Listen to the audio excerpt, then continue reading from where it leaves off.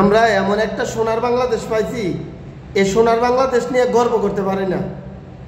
এই সোনার বাংলাদেশের ভিতরে অনেক মানুষ অপরাধ করে, তার মধ্যে কিছু মানুষ হাতে নাতে ধরা পড়ে।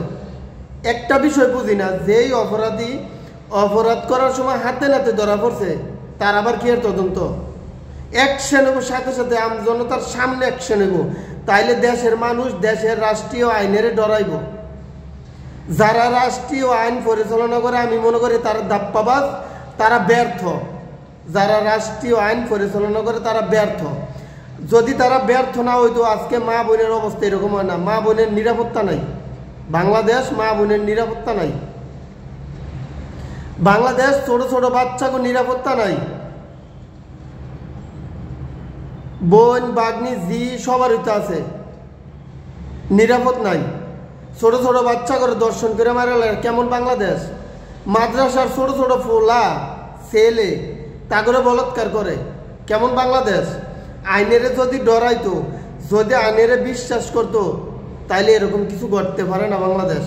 মালয়েশিয়া গণতান্ত্রিক দেশ, এমনও মার ফুতের ক্ষমতা নাই। মালয়েশিয়া দর্শন মামলার আসামির জেলের থেকে ছুটাইব, এমনও মার ফুতের ক্ষমতা নাই। কেন? এটা তো গণতান্ত্রিক দেশ। ইন্দোনেশিয়া তো গণতান্ত্রিক দেশ। ইন্দোনেশিয়া কিন্তু ওপেনলি সব কিছু চলে, তারপরে দর্শনের বিচার ছাড় নাই, দর্শনের বিচার ছাড় নাই।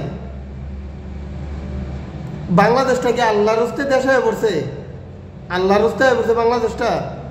নিলামে বাইয়া আইছে, উগান্ডার থেকে বাইয়া হয়ে পড়ছে সাগর দিয়া। এটার কোনো আইন কারণ কোনো কিছু নাই। আজকে লজ্জা লাগে বাংলাদেশ নামে পরিচয়, মানে বাংলাদেশের নাগরিক হয়ে বাংলাদেশের পরিচয় দিতে লজ্জা লাগে। ফেসবুকে ঢুকলে খুন, ফেসবুকে ঢুকলে মারামারি, ফেসবুকে ঢুকলে ওই সাদাবাজি, সন্ত্রাসী, দর্শন করে মাইরা লাই, মাদ্রাসার ছাত্র বলৎকার। কিরে ভাই, এভাবে একটা দেশ চলতে পারে না। ক্ষমতায় যারা আইয়ে, ক্ষমতায় আওনের আগে এমন সুন্দর করে কথা কয় লাগে যেমন এটা ব্যস্তের একটা অংশ বানাই লেব বাংলাদেশের।